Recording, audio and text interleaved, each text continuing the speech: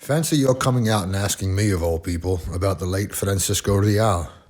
Sure, I knew him, even though he wasn't from around here.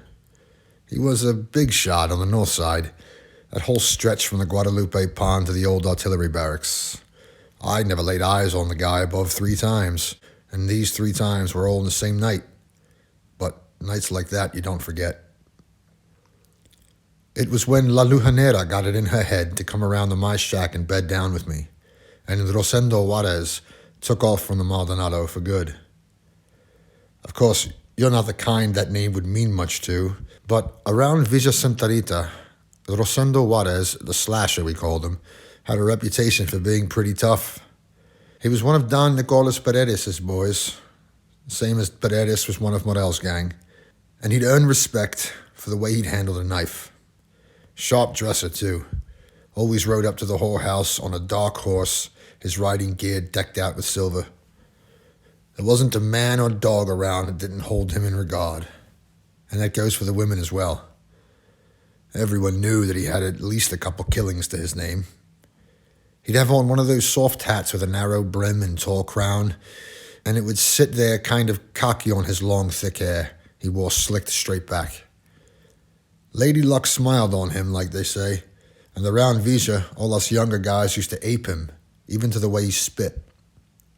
But then, one night, we got a good look at what this Rosendo was made of. All this might seem made up, but the story of what happened that particular night starts when this flashy red-wheeled buggy, jam full of men, comes barreling its way down those hard-packed dirt roads out between the brick kilns and the empty lots.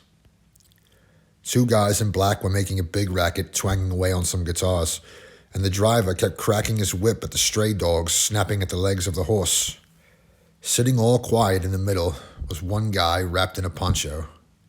This was the famous Butcher. He had picked up that name working in the stockyards, and he was out for a good fight and maybe a killing. The night was cool and welcome. A couple of them sat up on the folded hood just like they were parading along some downtown avenue in Carnival. A lot more things happened that night, but it was only later that we got wind of this first part. Our gang was there at Julia's pretty early. The dance hall of hers between the Guana Road and the river was really just a big shed made out of sheets of corrugated iron. You could spot the place from 2 or 3 blocks off either by the red lamp hanging out front or by the rumpus.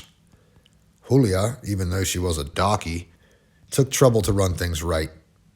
There was always plenty of fiddlers and good booze and dancing partners ready to go all night. But La Lujanera, she was Rosendo's woman, had the others all beat by a mile.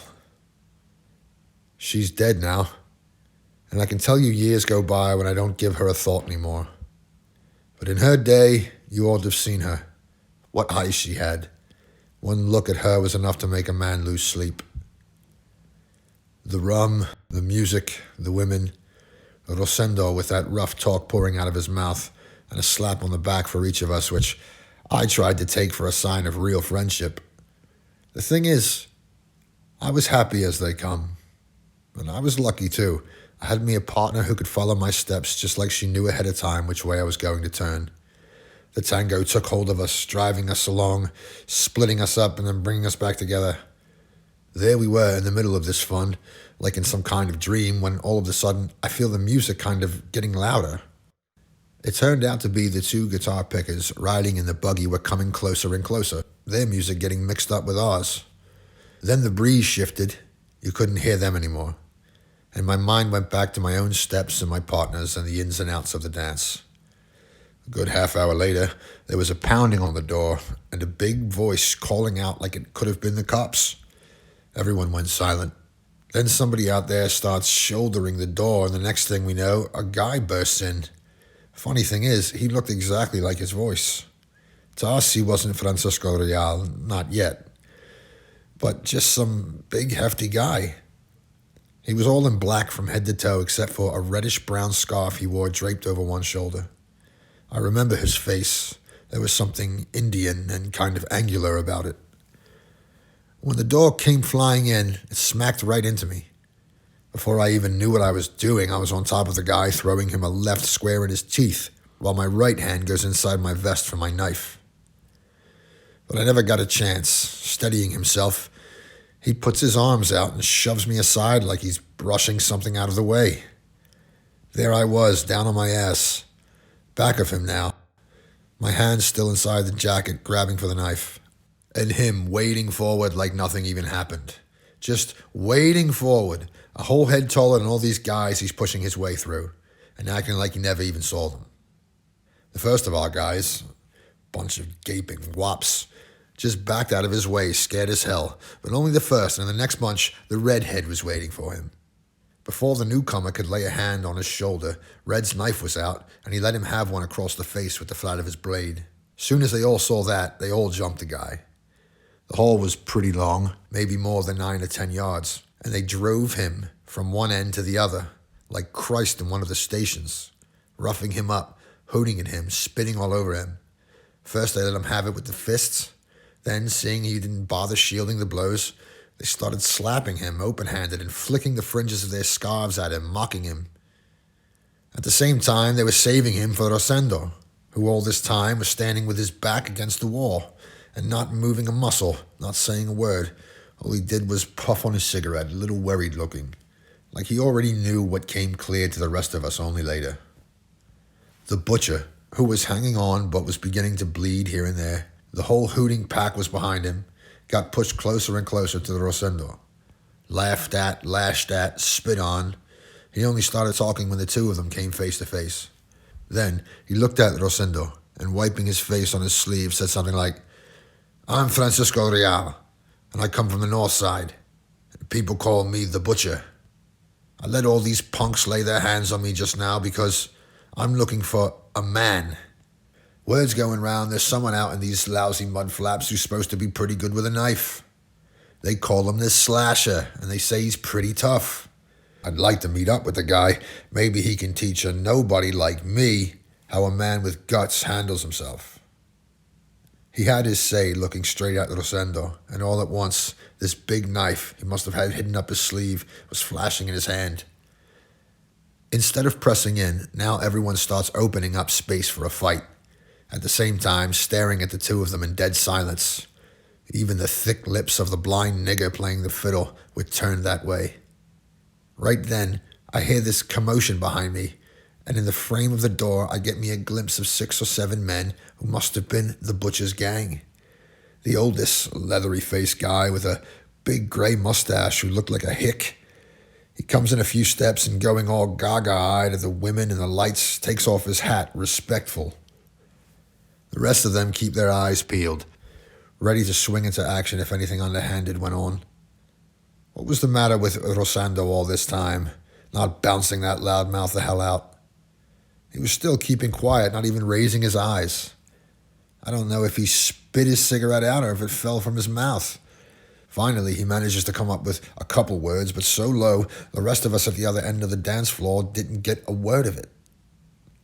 Francisco Real challenged him again, and again Rosendo refused. At this point, the youngest of the newcomers lets out a whistle. La Lujanera gave the guy a look that went right through him. Then, her hair swinging down over her shoulders, she wedged through the crowd, and going up to her man, slips his knife out and hands it to him. "Rosendo," she said, "I think you're going to need this." Way up under the roof there was a kind of long window that opened out over the river. Rosendo took the knife in his 2 hands and turned it over like he'd never laid eyes on it before.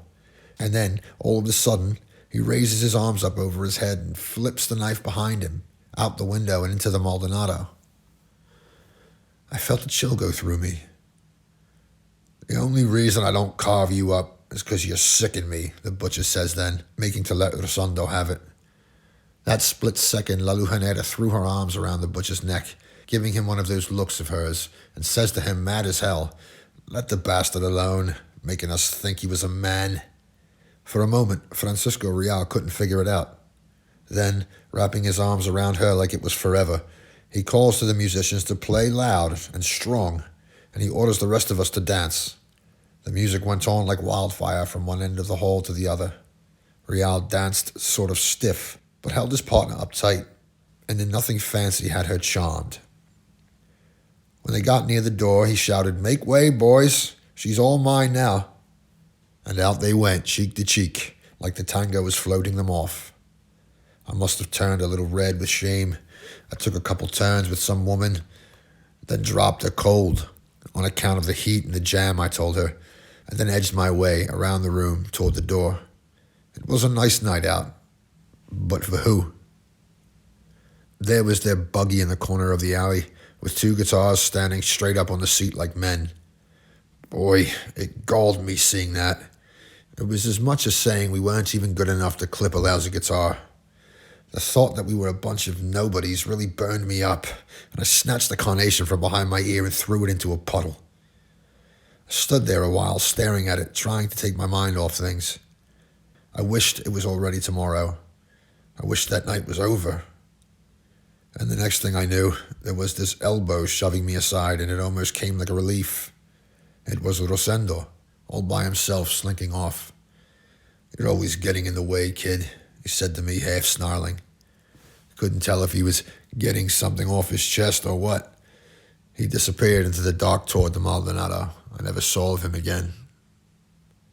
I stood there looking at the things I'd seen my whole life, the big wide sky, the river going down there in its own blind way, a horse drowsing, the dirt roads, the kills.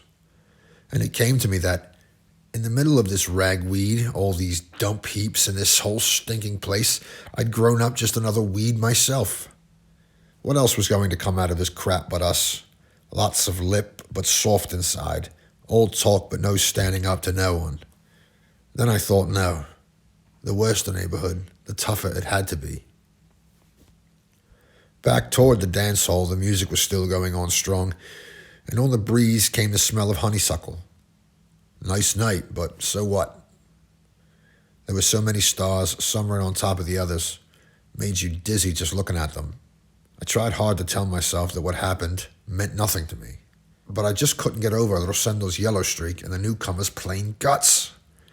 Rial even managed to get a hold of a woman for the night, for that night and for a lot of nights, and maybe forever, I thought, because La Lujanera was really something.